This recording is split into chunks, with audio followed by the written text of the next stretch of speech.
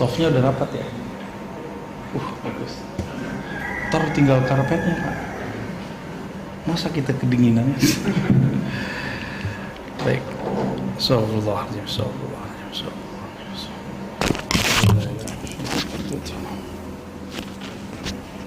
Ada ini aja, gak nyambung.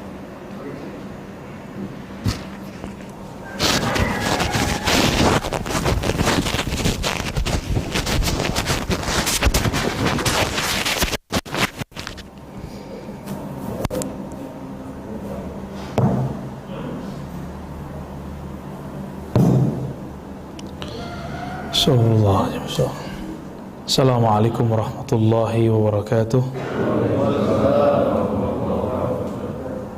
Alhamdulillah rabbil alamin, wassalatu wassalamu ala sayyidil mursalin wa ala alihi wa ashabihi wa li baitihi wa dzurriyyatihi ajma'in, wa ba'd.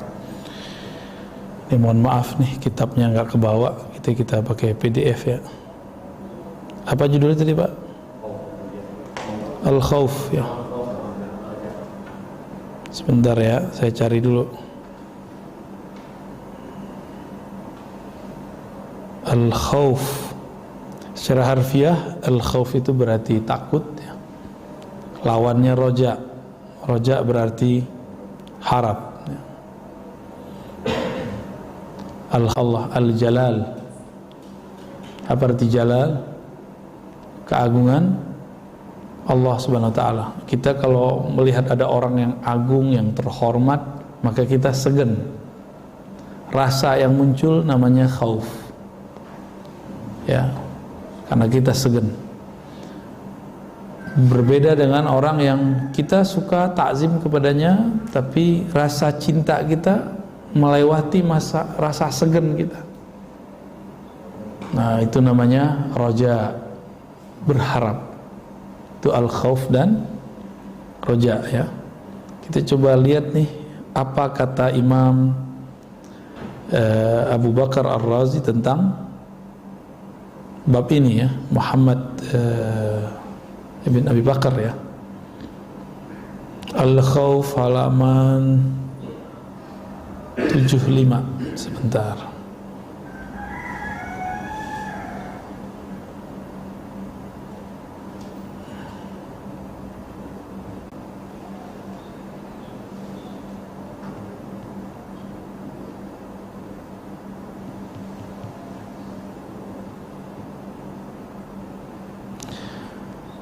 Al-khawf tawakku makruhin aw fawatu mahmubin. Nah, begitu kata beliau. Khauf itu ketika ada rasa takut saat terjebak ke dalam sesuatu yang dibenci oleh Allah Subhanahu wa taala. Aw fawat mahbubin, atau khawatir sesuatu yang dicintai hilang. Itu muncul rasa takut, benar ya? Kita melakukan sesuatu yang makruh, dibenci Allah, kita merasa kemudian tidak nyaman, merasa ini berbahaya ini. Itu sudah khauf. Ada kewaspadaan.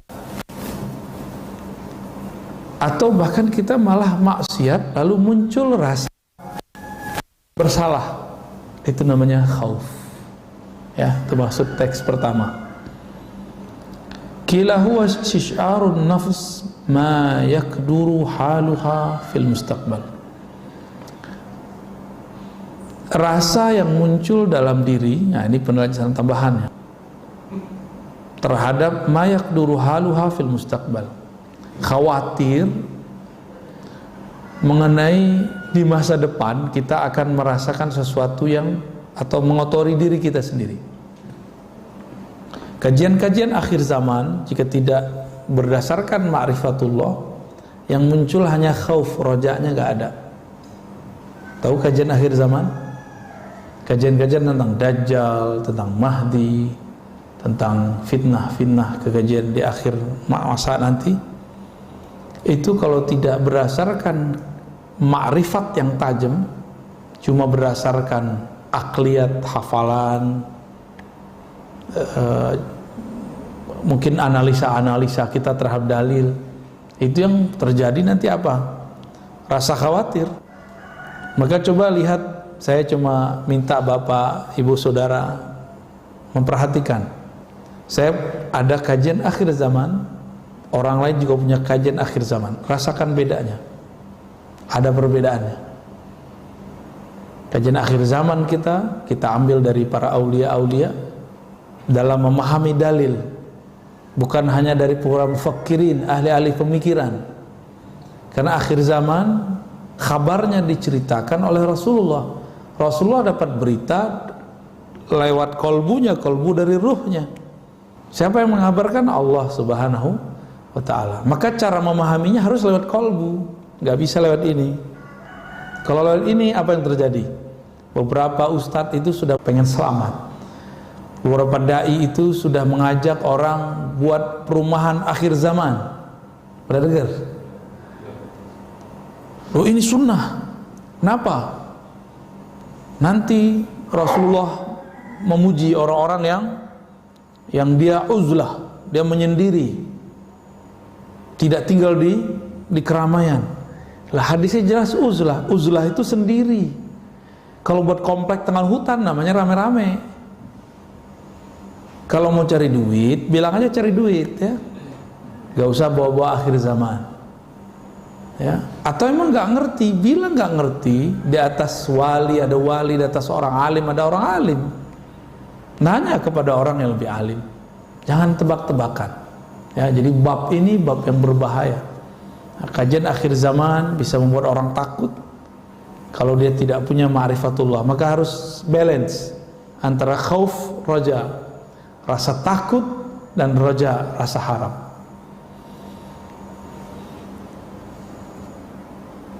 Apalagi makna dari khauf? Harakatul qalbi fi jalalatir Rabb, min jalalatir Rabb. Tadi saya sudah sebutkan di pengantar. Khauf itu getaran kolbu karena keagungan Allah Subhanahu wa ta'ala. Kenapa kita merasakan getaran? Bisa jadi karena kita merasa salah, bisa saja merasakan kita ini kurang adab kepada Allah. Pernah gak merasa, ya Allah saya gak pantas? Pernah merasakan begitu? Jika pernah, berarti pernah merasakan khauf, rasa takut. Istighfar lalu merasa takut, ingat masa lalu, itu ada khauf. Maka kadang-kadang orang-orang yang taat terkecil itu kadang-kadang kalau dia ini nggak kena maksiat sekali, dia sok suci kadang. Jadi ini jangan sengaja maksiat, ya. Tapi ada orang yang taat terus, dan itu banyak di dunia. Lalu ketika dia bersentuhan bab politik, bersentuhan bab perbedaan, dia merasa lebih suci daripada orang yang berbeda. Ketika dia melihat orang maksiat, dia merasa jijik. Akhirnya kalau Allah sayang sama dia, Allah takdirkan pada orang ini maksiat, supaya dia tahu rasanya maksiat itu gimana.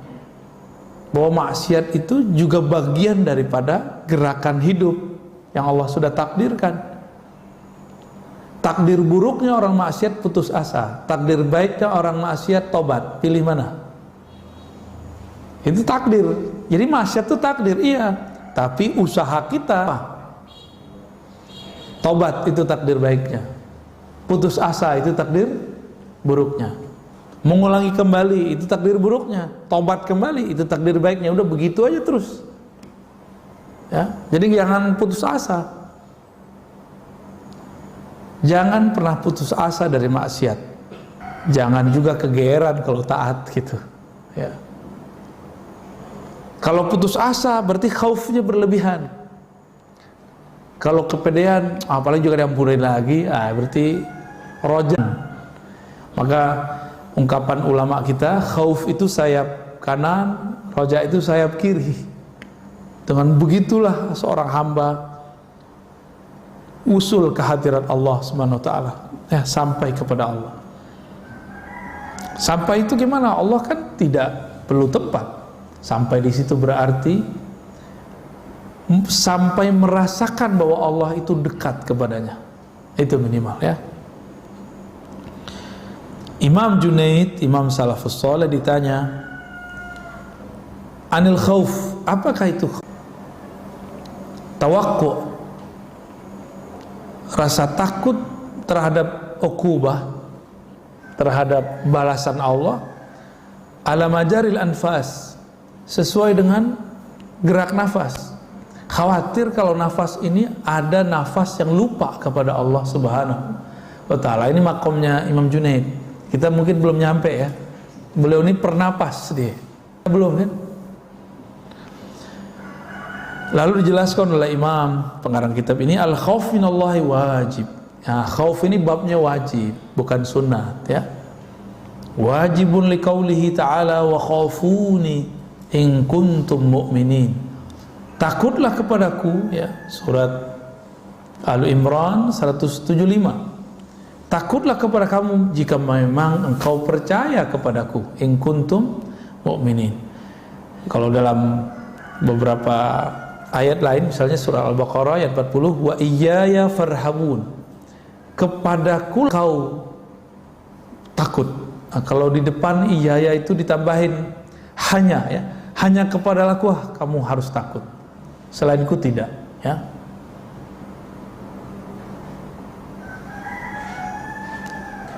Allah itu memuji para nabi, para wali dengan rasa takut itu. Yad'unana raghaban wa rahaba. Mereka berkami dengan penuh rasa harap dan rasa takut. Harap diterima, takut ditolak. Nah, itu maksud juga ya. Wa yakhafuna rabbahum min fawqihim. Mereka takut kepada Allah min fawqihim. Ini orang menjadikan ayat ini dalil bahwa Allah di atas.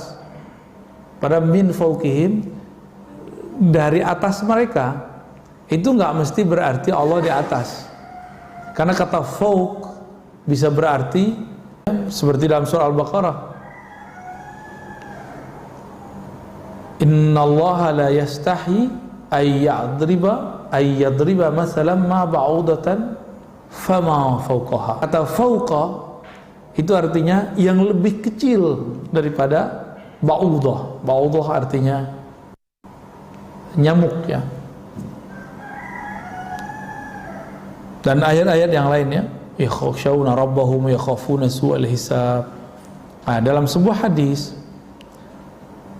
disebutkan oleh Imam Suyuti bahwa hadis ini ya hasan lah ya, riwayat Fiddar.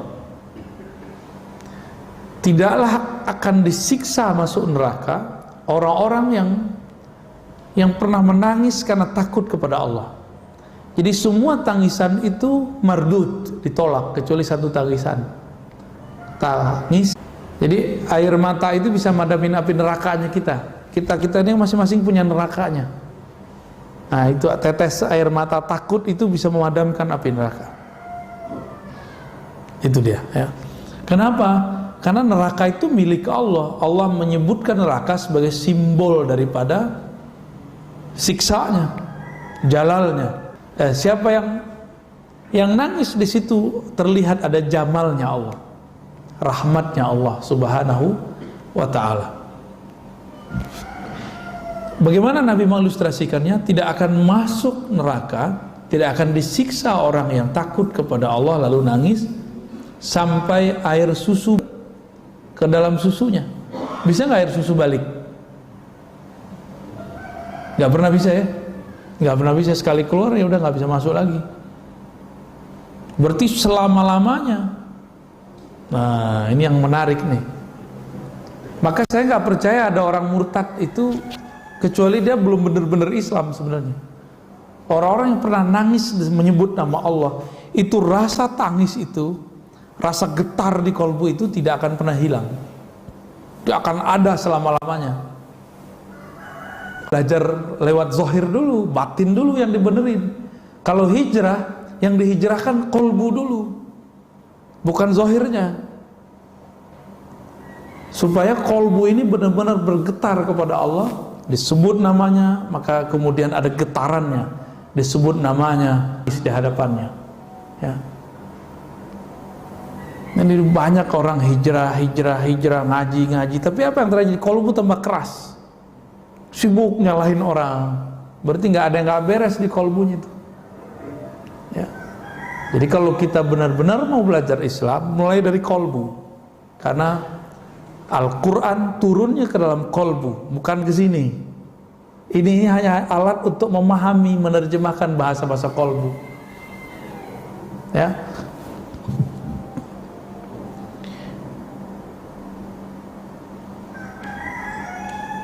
Dalam riwayat Imam Tabrani disebutkan, idza sya'arra jasadul 'abdi tahatat anhu zunubuhu kama yatahatat 'anis syajaratil yabisah waraquha. Apa indikator? Ini indikator membaca tubuh. Tubuh ini menerjemahkan kolbu. Kita kalau istighfar, doa, muhasabah, sholawat, zikir, lalu ada merinding. Pernah merinding nggak kalau berzikir? Atau merinding di saat ada ta'lim yang membuat kita ingat kepada Allah.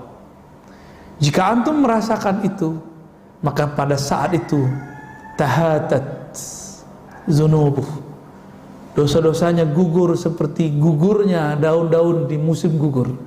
Di Indonesia nggak ada musim gugur ya, tapi karena ada beberapa pohon seperti pohon kapas, dia gugur di musim tertentu.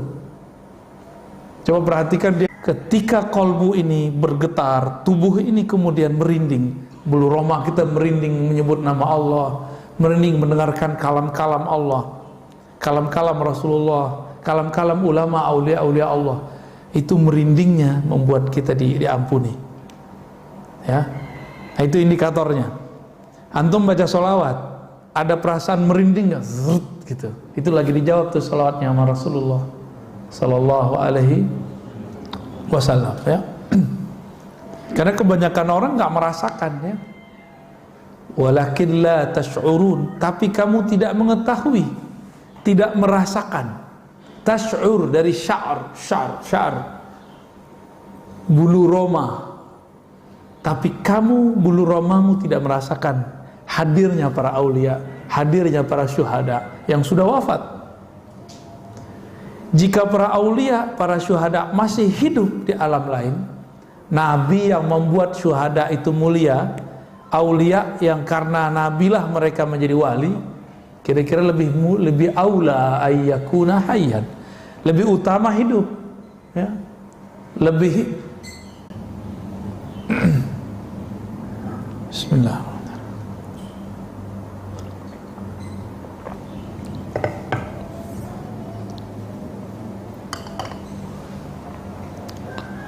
Wa qala sallallahu alaihi wasallam, nah, Nabi mentafsirkan satu ayat, walladzina yutuna ma atau wa qulubuhum wajilah.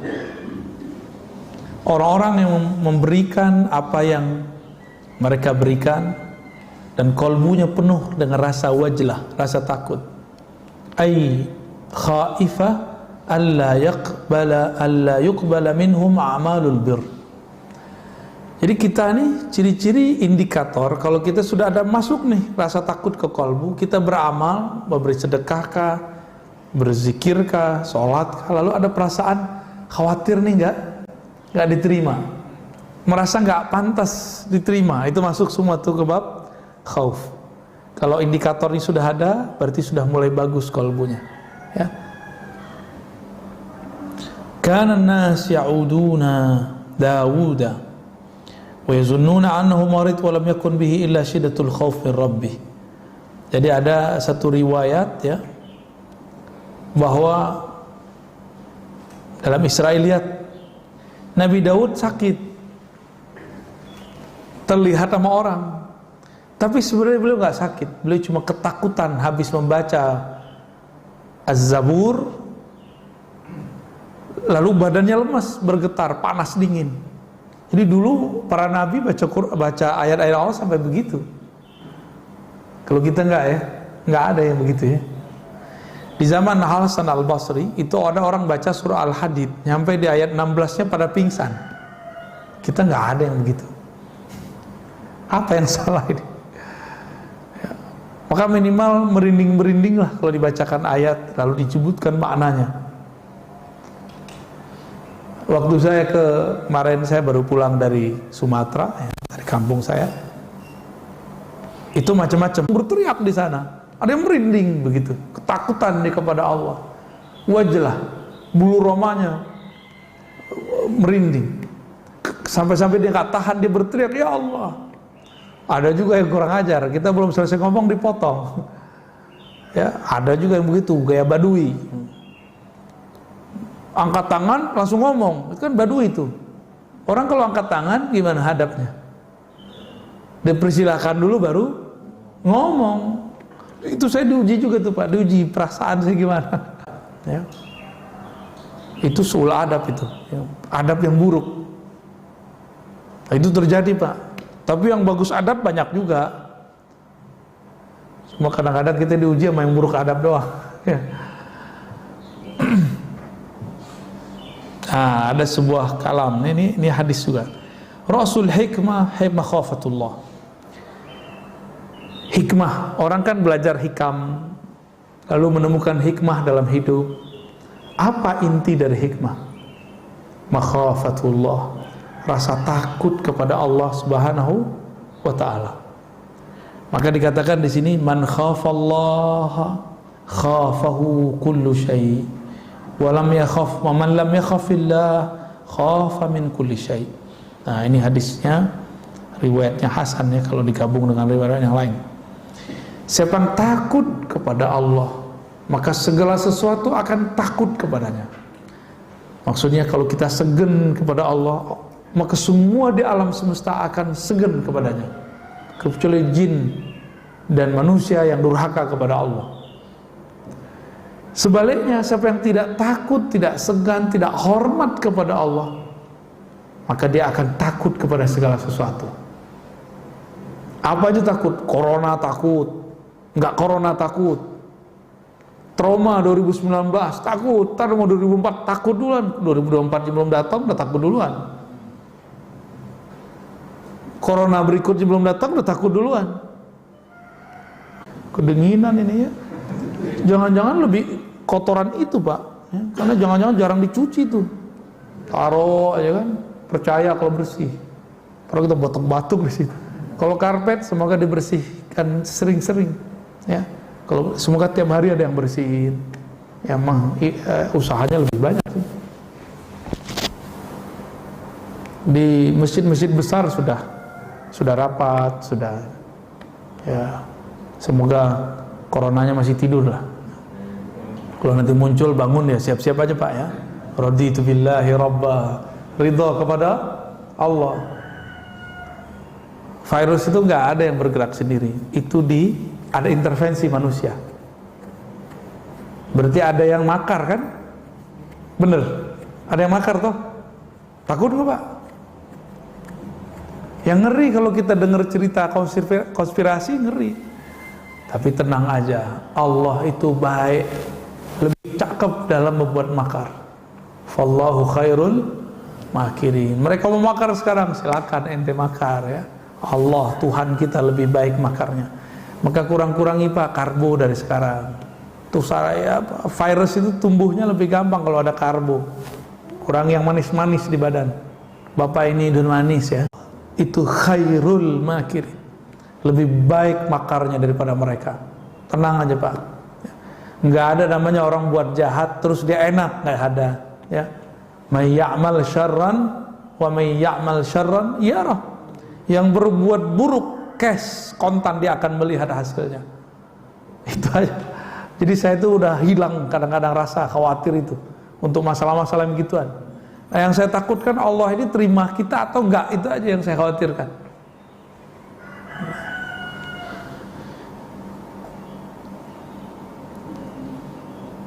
Semoga nanti yang yang berwenang mengumumkan enggak wajib pakai masker, wala enak lagi Pak ya. Masker lumayan mahal Pak, udah kaya tuh tuan-tuan masker tuh ya. Bisnis masker udah luar biasa tuh. Allah Subhanahu wa ta'ala tidak akan pernah menjadikan kolbu kita ini ada dua ketakutan, rasa takut. Takut kepada A dan takut juga kepada B, nggak ada ya. Pasti kepada salah satunya. Makanya dalam Al-Quran dikatakan Allah tidaklah menjadikan manusia itu dua kolbu. Kolbu kita satu. Maka rasa takutnya cuma satu, takut kepada Allah, takut kepada Allah aja. Kita ngomong begini bukan berarti kita nggak waspada terhadap corona.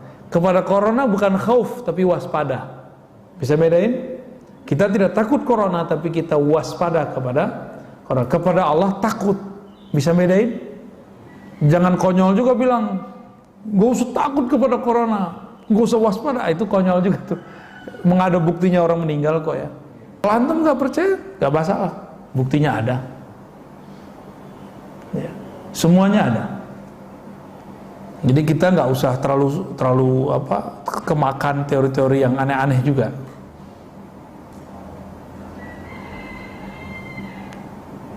Kemudian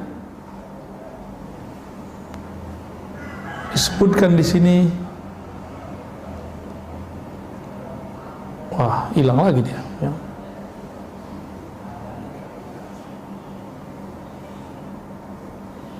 Rasa takut ini muncul kalau orang biasanya maksiat, udah itu aja. Rasa takut muncul kalau orang maksiat. Maka kalau antum ceramah kalau antum nangis tuh kita curiga, jangan-jangan ingat maksiat nih. Tapi nggak usah khawatir, bagus, itu bagus. Nah, apa kata Allah Ta'ala? Wa izzati wa jalali la ja'al man amana bi sa'amin layla aw nahar kaman la yu'min bi nafsi biyadihi law akhta'tum hatta tamla khatayakum ma baina as-sama'i wal ard summa astaghfartumullaha la ghafarakum. Dan demi jiwaku yang ada dalam genggamannya, ya, seandainya lalu kalian minta ampun, Allah ampuni. Gampang toh? Berarti Allah kasih harapan nggak? Kalau Allah kasih harapan, Allah kasih harapan. Maka disebut roja. Ya.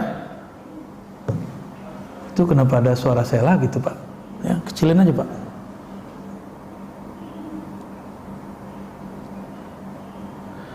Walau lam tukhti'u laja'a Allah biqaumin yukhti'un summa yastaghfirun fayaghfir lahum. Ada orang ngerasa nggak berdosa. Ada satu kaum merasa tidak salah. Ada satu generasi merasa mereka orang taat. Banyak orang begini sekarang. Banyak, baru soleh dikit udah nggak rasa berdosa. Baru soleh dikit sudah ngancem-ngancem orang yang berbeda faham. Ya, lu banyak. Ya, lalu nakut-nakutin orang. Pernah nggak ditakut-takutin orang Pak? Ntar kamu dihisap loh di sisi Allah. Pernah gituin nggak? Saya hampir tiap hari Pak digituin orang. Maklum, kita juga ceramah tiap hari. Tapi sombong sekali ngomongnya. Ittaqullah, takutlah kamu kepada Allah. Semoga kamu dapat hidayah. Gitu. Dia lupa mendoakan dirinya sendiri. Ya kalau saya amin aja, amin. Ya. Taruh hati-hati kamu dihisap. Ya itu urusan saya ntar dihisap. Itu urusan ente. Ya. Gak usah ngancem-ngancem kita dengan kata hisap. Ente aja selamatin dulu dirinya. Jadi kita ini kalau beda faham sama orang gak usah bilang ntar kita lihat aja deh. Ntar ente dihisap. Gak usah ngancem-ngancem begitu. Ya. Kalau kita beda faham dengan orang, ya sudah beda aja. Tapi ada orang yang udah kehabisan hujjah, udah kehabisan dalil, karena nggak mau punya dalil. Dalilnya cuma kullu bid'atin dhalalah. Ya nggak? Di luar itu dia nggak punya dalil. Kita sebutkan dalil, dia bilang nanti kamu hati-hati dihisap. Ya hisap urusan kita, nggak usah diancam-ancam. Kita sudah mempersiapkan apa yang kita buat, jawabannya di sisi Allah Subhanahu wa Ta'ala. Insya Allah harus dipersiapkan Pak, jangan nggak dipersiapkan. Imam Bukhari itu ngajarin kita begitu, kata Imam Bukhari, tiadalah aku membuat sesuatu kecuali aku siapkan di sisi Allah Subhanahu Wa Taala hujahnya. Ini beliau yang ngajarin kita nih, karena semua bakal ditanya. Dan surah Al-Halakumut Takatsur di akhir ayat kan jelas sekali, semua yang diberi akan ditanya. Saya dapat kopiah, ini ditanya semua nih Pak. Pertanyaannya lama ini. Ya, Bapak pakai masker itu ditanya semua itu. Baju ditanya semua, dari mana, dipakai apa, gimana cara dapatnya. Banyak pertanyaannya ntar. Kita nggak usah ngancem-ngancem orang. Kita makan nggak basmalah aja dihisapnya berat. Ya. Jadi kalau antum debat dengan siapapun, jangan ancam dia dengan kata hisab, kata neraka, nggak usah. Itu hak prerogatifnya Allah Subhanahu wa Ta'ala. Ya. Kalau kamu tidak merasa berdosa, nggak apa-apa, kata Allah. La ja'allahu biqaumin yukhti'un summa yastaghfirun fayaghfir lahum. Allah akan ganti generasi baru yang mana mereka merasa berdosa kepada Allah, lalu mereka minta ampun, lalu Allah ampuni. Jadi dosa itu rasa. Saya sudah sebutkan berkali-kali, Bapak Saudara, kalau ada dosa zahir, ada dosa batin, ada dosa adab. 3 aja. Dosa zahir, dosa mata, kita semua punya. Tapi jangan masuk ke dosa yang batin. Kalau iya, tobatnya harus lebih serius. Pernahkah merasa diri lebih baik dari orang? Pernahkah merasa lebih suci dari orang lain? Pernahkah merasa lebih benar dari orang lain? Merasa benar boleh, lebih benar nggak boleh. Bisa bedain? Merasa benar boleh. Masa kita nggak boleh merasa benar? Kalau nggak, untuk apa kita beramal? Kita harus yakin juga yang kita amalin benar. Tapi merasa paling benar itu sifatnya iblis. Merasa baik boleh, merasa lebih baik daripada orang lain nggak boleh. Merasa baik berarti syukur, merasa lebih baik berarti sombong. Itu beda-beda tipis itu ya. Apabila orang-orang tidak merasa berdosa, maka Allah akan ganti generasinya. Muncullah nanti generasi baru yang mereka kolbunya lebih baik. Nah, dia nggak merasa dosa zahir, dia merasa dosa yang kedua, dosa batin. Dosa batin itu yang paling ringan tapi paling bahaya. Apa itu? Ghaflah, lalai kepada Allah Subhanahu Ta'ala. Lalai itu satu napas naik turun, ada kelalaian di situ, itu sudah berbahaya. Apa kata Allah di Quran? Wala takun minal ghafilin. Jangan kamu lalai. Sempat lalai, kena larangan itu.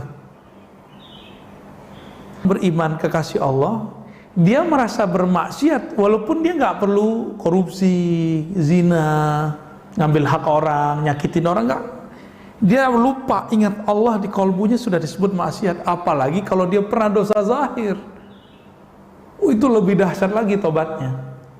Dosa batin aja nih, nafasnya kosong dari menyebut nama Allah, kosong dari mengingat nama Allah, apalagi dalam sholat, itu bagi dia sudah maksiat yang besar. Apalagi dia memang maksiat secara zahir. Ada nggak kita yang nggak pernah maksiat kalau gitu? Nggak ada ya. Tapi banyak orang secara zahir dia nggak ngerasa maksiat. Imam Syahrastani pernah mengatakan, kelompok Khawarij adalah kelompok yang merasa diri mereka tidak bermaksiat secara zahir, tapi batin mereka nggak selamat. Kelompok ekstrim. Makanya mereka meneraka-nerakakan orang, mengkafir-kafirkan orang. Itu karena kolbunya kotor, tapi hafalannya. Dia menghukumi orang dengan hafalan-hafalannya. Dan ini berbahaya. Ya. Ini yang akan kita hadapi nanti. Jadi Bapak Ibu Saudara yang bukan Allah, yang kita hadapi di masa depan, itu orang-orang yang soleh secara zahir, tapi batinnya kotor. Kita merasa diri kita kotor zahir dan batin, lalu kita tobat, itulah senjatanya. Kalau nggak ada rasa itu, wah kita lewat sama mereka ya.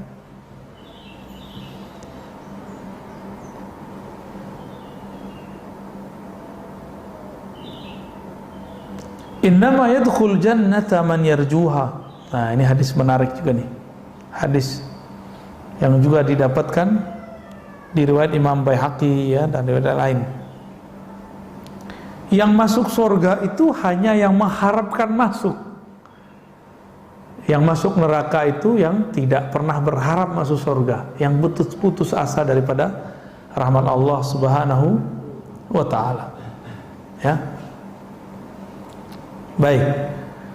Dengan demikian Bapak Saudara yang bukan Allah, Jadi al-khauf dan roja, rasa takut, rasa harap, ini harus dipelihara.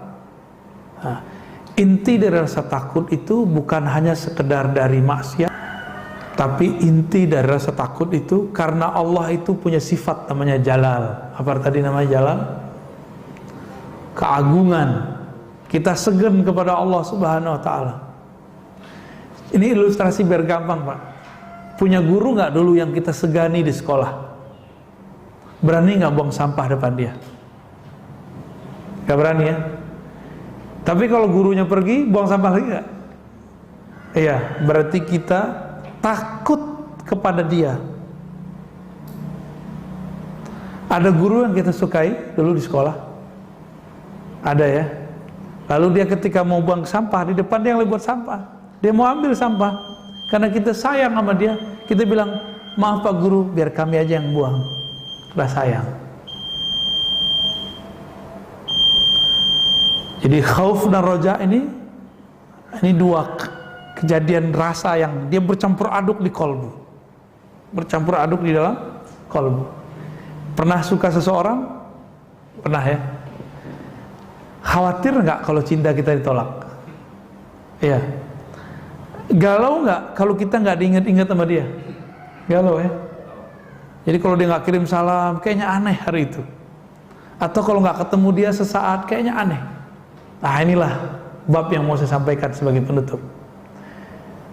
Al-khauf dan roja itu jika didasari kepada cinta, maka dia rasanya lebih ringan, lebih asik. Didasari apa? Cinta. Kita ini kalau nggak ketemu dengan muncul lagi bab rindu. Dalam rindu itu muncul rasa takut. Jangan-jangan nggak diterima nih. Jangan-jangan dia ingat yang lain nih. Jangan-jangan perhatiannya kurang nih. Maka orang yang khauf dan roja ini sibuk. Ketika dia mau bertemu atau ada kesempatan bertemu dengan yang dia sukai ini, dia akan mencari perhatian. Bajunya dibagusin, mukanya dibersihin, model rambutnya dibenerin. Itu kalau kekasihnya fisik, manusia. Kalau yang kita cintai itu Allah, gimana? Kan Allah, mari cari perhatian Allah. Allah itu selalu merhatikan hambanya, tapi carilah perhatian rahmatnya, perhatian kasih sayangnya. Bagaimana caranya? Di kolbu ada khauf dan raja, yang sumbernya adalah cinta kepada Allah Subhanahu wa ta'ala. Cinta indikatornya cuma satu, dawamu zikri, senantiasa ingat dia, senantiasa merindukannya, takut kalau salah tingkah di depannya. Itu jadi ya. Kalau kita sudah cinta, suka memberikan kejutan nggak, hadiah. Itu untuk apa? Cari perhatian. Maka yang layak dijadikan objek untuk kita cari perhatiannya adalah Allah, sumber semua cinta ya. Siapa yang dicintai Allah, maka semua yang di makhluk ini, yang di alam semesta akan mencintainya, insya Allah. Baik Bapak Saudara bukan Allah, lebih kurang itu bedah kitab Hadaikul Haqaiq ya, beberapa waktu ini. Semoga bermanfaat. Gimana Pak?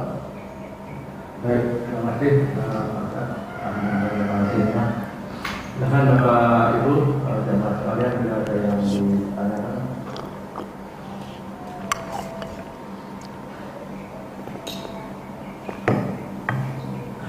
Assalamualaikum warahmatullahi wabarakatuh. Assalamualaikum warahmatullahi wabarakatuh. Assalamualaikum warahmatullahi wabarakatuh. Wa ala ilmikum. Mohon maaf Ustaz dan Abia. Saya Syukran Mahmud dari Sawangan. Mau bertanya, apakah buah dari, kalau kita zikir kan ada suara yang disebut zauk ya, apakah ada hubungannya dengan khauf dengan roja ini? Ya.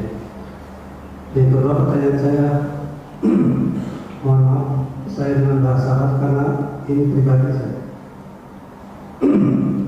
Syukran kasaran ala ilmikum wa la syakka bi ilmikum wa la ubali من أي جماعة خرجتم.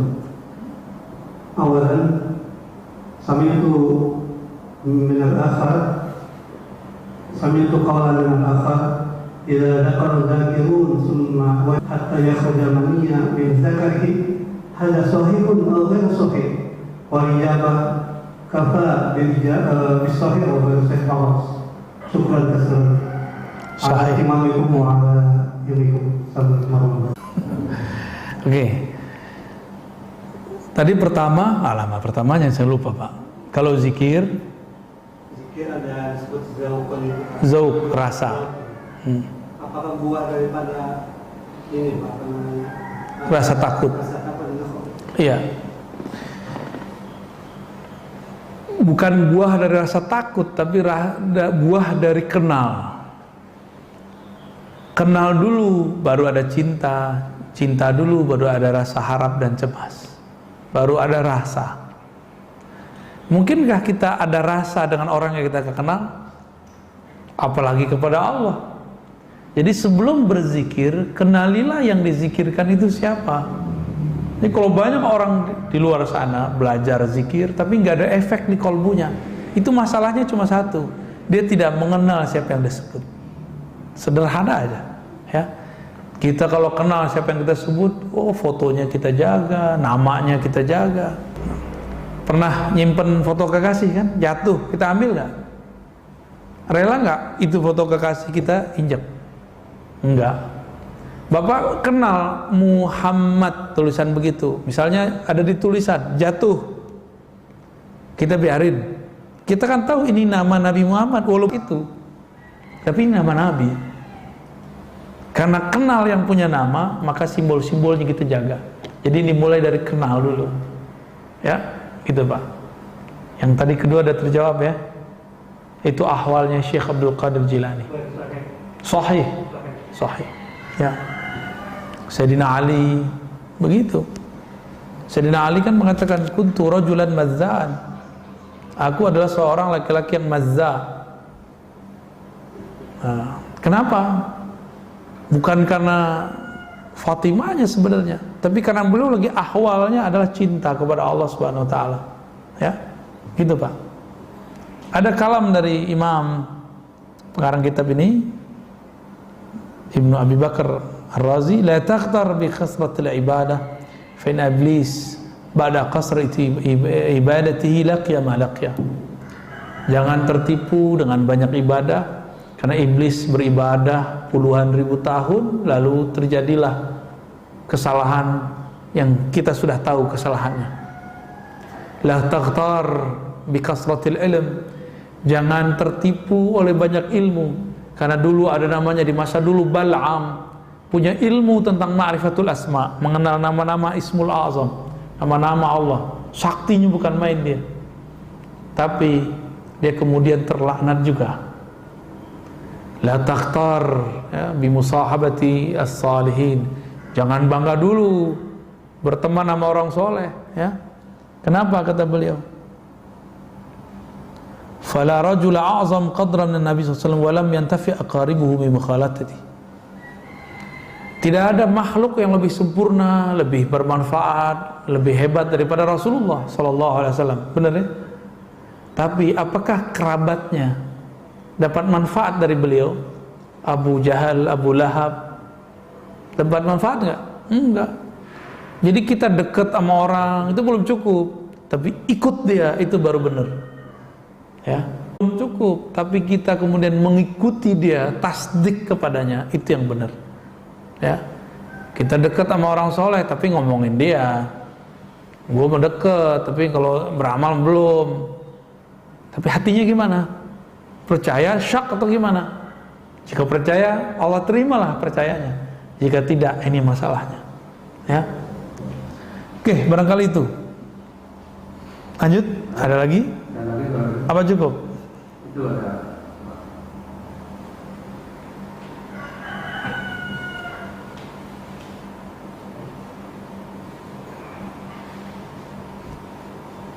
Terima kasih. Assalamualaikum warahmatullahi wabarakatuh. Salam. Mengkhawatirkan anak itu bagaimana Ustaz? Yang benar supaya tidak terjadi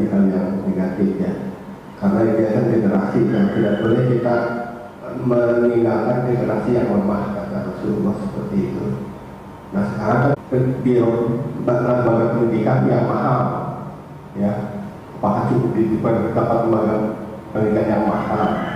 Lalu kita juga ya kurang ibaratnya. Dan pertanyaan berikutnya, apakah lembaga pendidikan yang mahal itu masih punya pahala di akhir zaman? Terima kasih. Bapak lagi mau nyerang lembaga pendidikan nih Pak ya.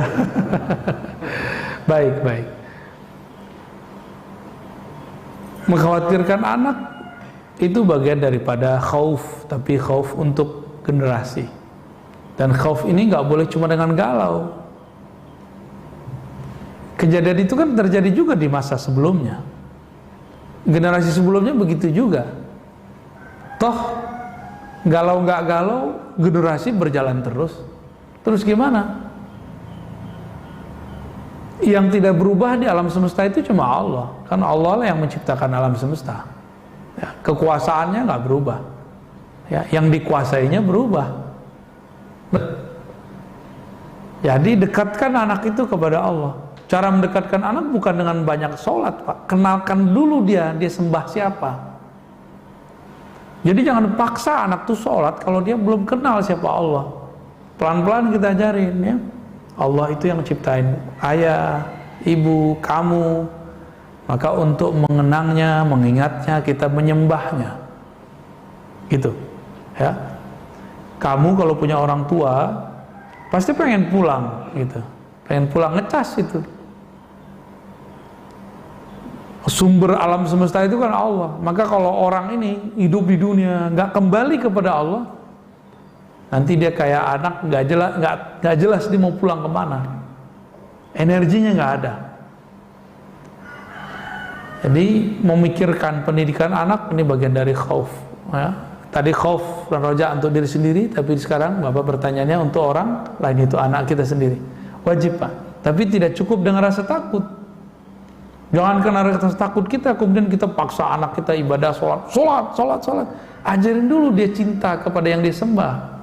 Maka nanti dia nggak perlu dipaksa untuk sholat. Ya. Jadi mulai bercerita tentang Allah kepada anak-anak. Dengan cerita apa? Cerita kisah ke mereka. Nanti mereka akan tertarik sendiri untuk sholat. Lalu anak-anak itu dia nggak ngelihat omongan kita Pak, dia ngelihat kita buat apa. Jadi Bapak ini kalau jam sholatnya pergi ke masjid, itu anak rekam sama dia. Nanti kita ketiduran malah anak kita yang bangunin. Coba aja itu, jadi anak itu dia merekam apa yang dibuat babehnya nih ya. Bapaknya ngapain nih? Ada orang tua ngerokok terus bilang ke anaknya, kamu jangan ngerokok ya. Ngerokok. Itu bapak kurang ajar tuh. Itu nggak bener ngajar begitu. Kalau kita ngajar anak sholat, kita sholat duluan. Kalau kita bilang ke anak jangan ngerokok depan dia, ngerokok di luar dia. Gitu. Terus begitu. Kita ini nggak semua punya bakat mengajar. Maka kita bertanya kepada orang yang bisa mengajar. Makanya banyak orang nggak bakat ngajar anaknya, ngomong bulat nggak jelas. Terus apakah orang yang membuat pendidikan yang mahal itu nggak dapat pahala? Itu urusan lain Pak, itu urusan kolbu dia. Bapak buat pendidikan murah nggak ikhlas, nggak dapat juga. Mahal nggak mahal, jualan metode, dan itu halal, ya. Mau dia pesantren kayak, mau dia sekolah umum, ketika dia jual fasilitas, ini boleh naikin kos. Urusan agama kok kita murah-murahin gitu. Tapi kita harus punya program juga. Jadi Bapak ini kalau ada yang bergerak di dunia pendidikan, emang middle up, harus punya CSR-nya Pak. Harus ada program untuk anak yatimnya, anak duafanya, orang-orang yang cerdas tapi kurang mujur, kurang beruntung dalam bab rezeki. Harus dicari, jangan nunggu orang datang. Kita yang nyari mereka, orang berbakat itu. Harus ada intelijen sekolah itu, kira-kira begitu. Dicari bakat orang kemana-mana. Di mana dia nyari? Kalau kita di SMP ya kita nyarinya ke SD. Kita yang nyari jemput bola. Katanya mempersiapkan generasi. Ya. Kalau nunggu orang datang ya namanya nggak benar itu. Ya. Apalagi kalau di lembaga kita ada juga sosial, wah itu lebih cakep lagi. Bisa lebih banyak nanti, bisa di luar persentase. 70% orang berada, 30%-nya orang berbakat tapi kurang beruntung secara rezeki. Semoga nanti lembaga pendidikan akan banyak begitu, amin ya. Tapi dulu kiai-kiai kita yang hebat itu mereka sekolah bukan di sekolah mewah. Kiai Mustafa Yakub, Imam Besar Istiqlal almarhum, itu bertahun-tahun makan ikan apa tuh? Ikan lele tanpa tulang. Tahu Pak? Lele tanpa tulang apa tuh? Terong. Daging tanpa kulit. Jengkol. Itu mereka makannya itu. Itu aja diolah. Jadi ulama besar tuh. Ya. Jadi mereka sudah biasa hidup bersahaja. Bapak kalau pergi ke pesantren-pesantren itu ada macam-macam pesantren, ada yang kelasnya oke, tempat tinggalnya oke, riadoh anaknya kurang, latihan anaknya kurang, akhirnya kurang tahan banting, jadi manja, udah kuliah aja masih manja. Beda kalau mereka itu sudah hidup sederhana, itu hasilnya beda. Ya. Kita nggak nyuruh anak-anak lebih baik, ya. Itu petuah dari Imam Abdul Hasan Asy-Syadzili ya. Gitu ya, cukup? Tadi yang lain.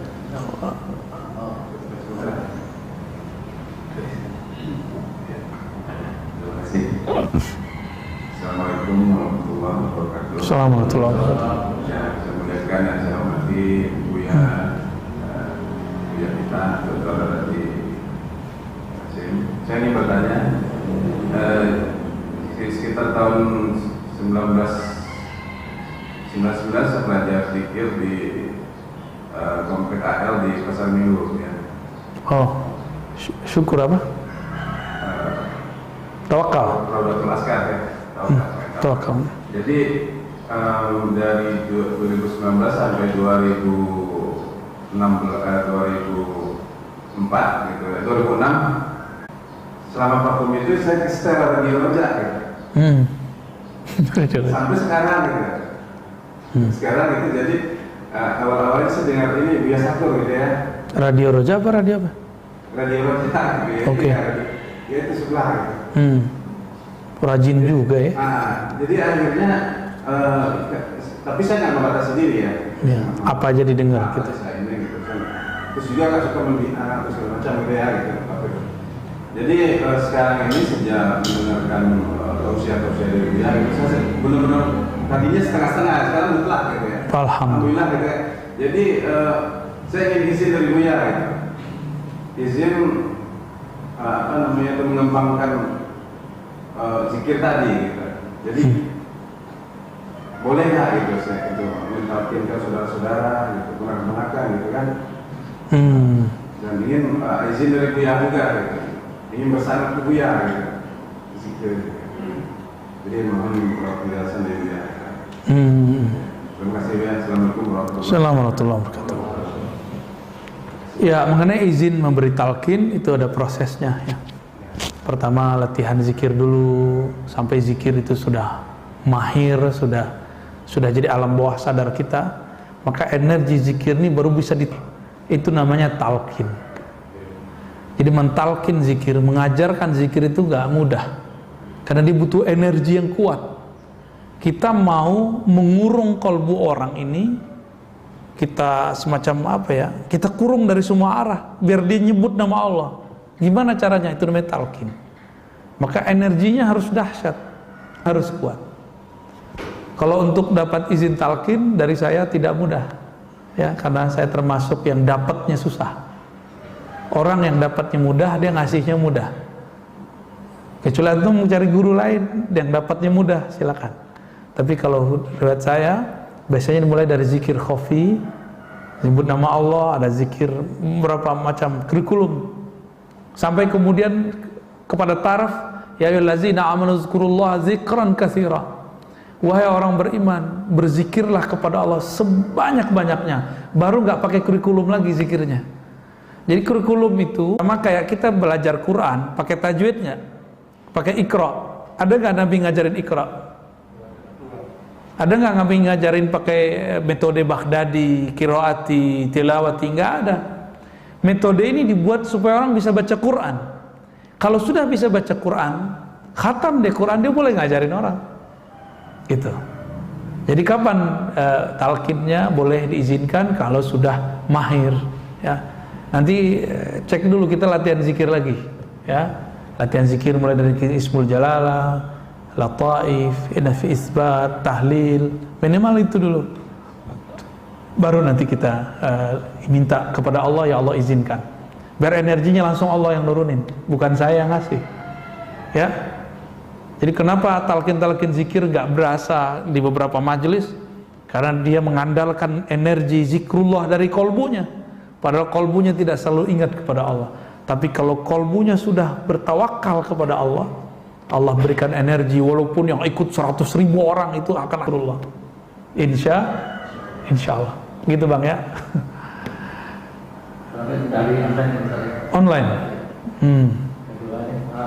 Satu, apakah masuk usul ilallah dan bagaimana agar bisa usul? Kemudian yang kedua, jika berdoa kita tidak berdoa, kita juga salah. Apakah rasa salah bersalah adalah senjata boleh untuk suluk? Untuk apa suluk? Wah, yang nanya orang tarekat nih kayaknya nih ya. Wusul itu rasa kesadaran kepada Allah. Disebut wusul. Kita merasakan kesadaran bertuhan. Namanya apa? Wusul. Kesadaran itu beragam. Ada kesadaran kepada namanya. Nama yang paling nikmat dibaca itu nama Allah. Allah itu kalau dibaca tuh nikmatnya bukan main. Itu nggak ada bandingannya kalau orang baca. Maka Allah mengatakan wala dzikrullahi akbar. Sungguh zikru, menyebut, mengingat Allah. Allah gitu terjemahan harfiahnya. Akbar, rasanya lebih dahsyat. Rasanya lebih nikmat. Gitu ya.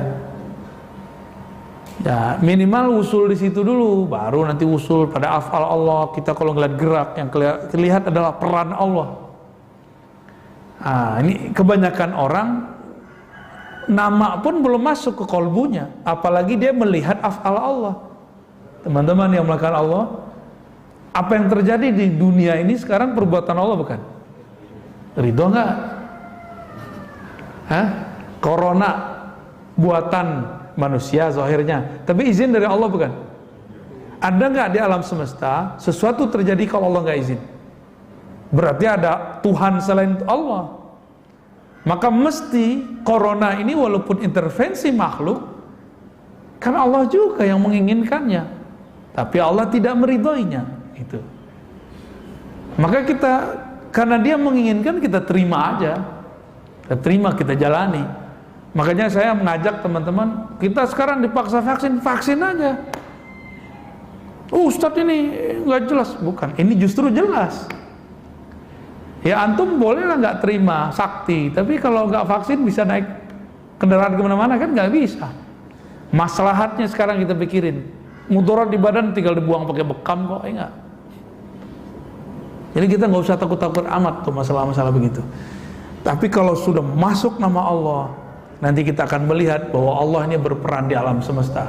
Baru rasa itu muncul. Berarti usul di bab fi'il Allah. Ya. Kalau usul di sifat Allah itu sudah ulama wali dia. Udah wali-wali besar.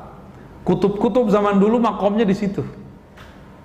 Kalau dia berkalam, kalam Allah jadinya.